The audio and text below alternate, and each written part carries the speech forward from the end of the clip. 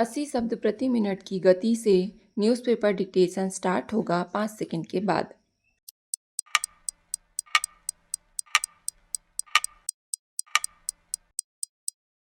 Start. Satpura के अंचल में आदिवासी बहुल क्षेत्र में अमरवाड़ा एक छोटा सा कस्बा जिसमें पंडित दुर्गा प्रसाद तिवारी के सबसे बड़े पुत्र पंडित सुंदरलाल तिवारी ने जन्म लिया। बचपन से बड़े मेधावी, प्रतिभाशाली और अदम्य साहस के धनी थे। भारतवर्ष की आज़ादी के लिए जुल्म सहकर तथा यातनाएं भोगकर जिन महान सपूतों ने यह जंग लड़ी थी, उनमें अमरवाड़ा निवासी पंडित सुंदर लाल तिवारी प्रमुख हैं। जिले के स्वतंत्रता संग्राम सेनानियों में उनका नाम गर्व से लिया जाता है।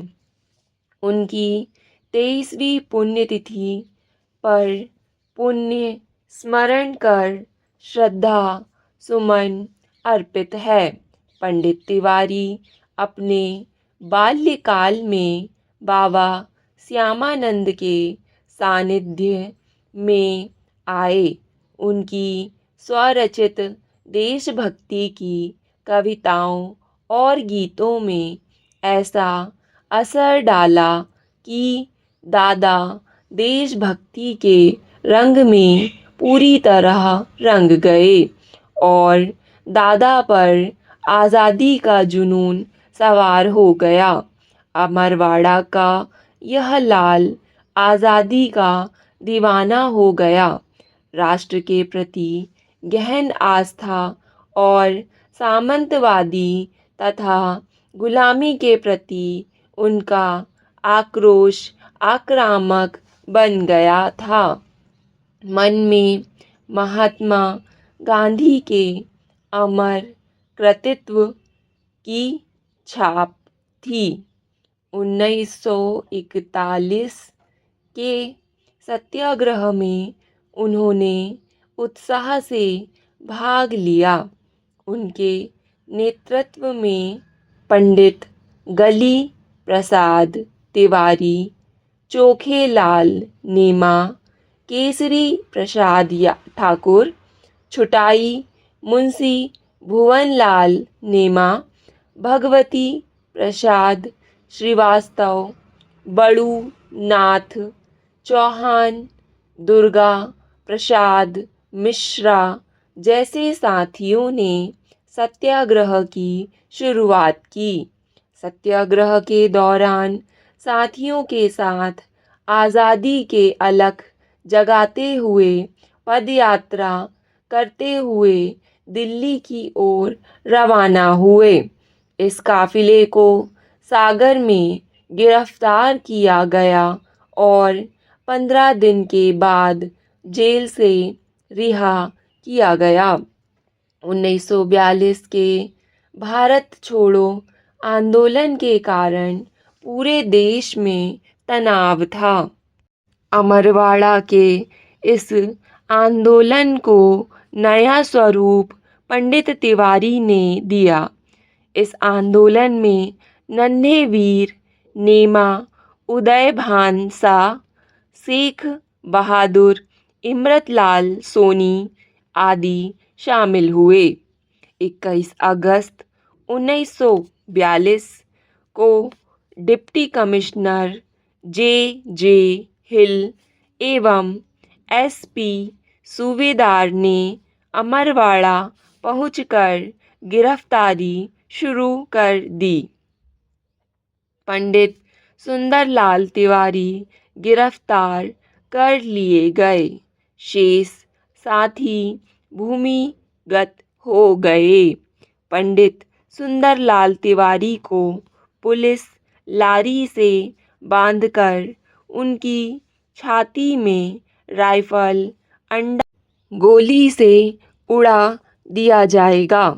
यह खबर फैलते ही अमरवाड़ा में दहशत और शोक का माहौल बन गया था, परंतु उन्हें छिंदवाड़ा जिला जेल पहुंचा दिया गया, जहां पर उन्हें 2 साल 13 दिन रखा गया। दादा की उग्रता देखकर उन्हें जिले के प्रसिद्ध स्वतंत्रता संग्राम सेनानी प्रेमचंद जैन के साथ नागपुर की जेल में बने गुनाह खाने में महीनों रखा गया। अनेक प्रकार के कष्ट दिए गए, परंतु डिगे नहीं। अनेकों यातनाएं सहन करने के बावजूद उनका आत्मबल कम नहीं हुआ और ना ही उनका व्यक्तिगत सत्याग्रह, विदेशी वस्तुओं का बहिष्कार, भारत छोड़ो आंदोलन, सविनय अवज्ञा आंदोलन, नमक सत्याग्रह के लिए आंदोलन के दौरान कई बार गिरफ्तार कर जेल भेज दिए गए, परंतु आज़ादी मिलने तक आंदोलन चलते रहा। 15 अगस्त 1947 को अमरवाड़ा में जब आज़ादी का सूर्य उदय हो रहा था, उस समय दादा अपने साथियों के साथ उस सुबह का इंतज़ार के लिए रात भर अपने साथियों के साथ मशाल जुलूस लेकर गांव की गली गली में घूमते रहे और सुबह होने पर अमरवाड़ा पुलिस थाने पर यूनियन जैक उतारते हुए राष्ट्रीय ध्वज फहराने का गौरव उन्हें मिला।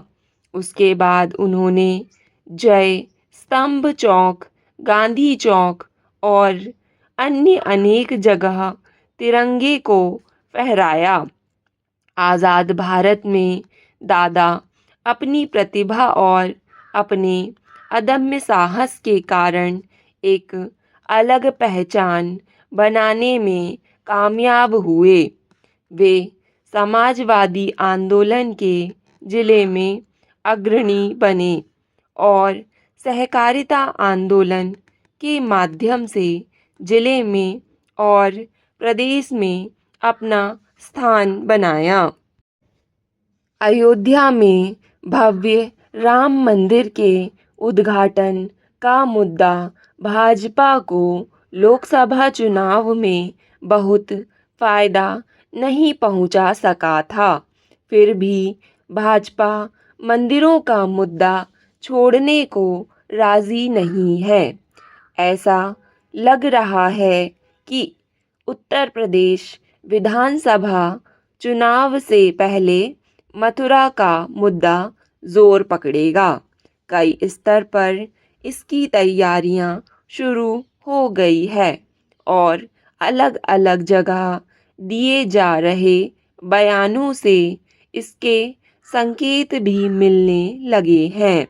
शुरुआती शाही ईदगाह मस्जिद के सर्वे के लिए अदालत में की गई अपील से हुई थी, लेकिन अब बात उसके आगे बढ़ गई है।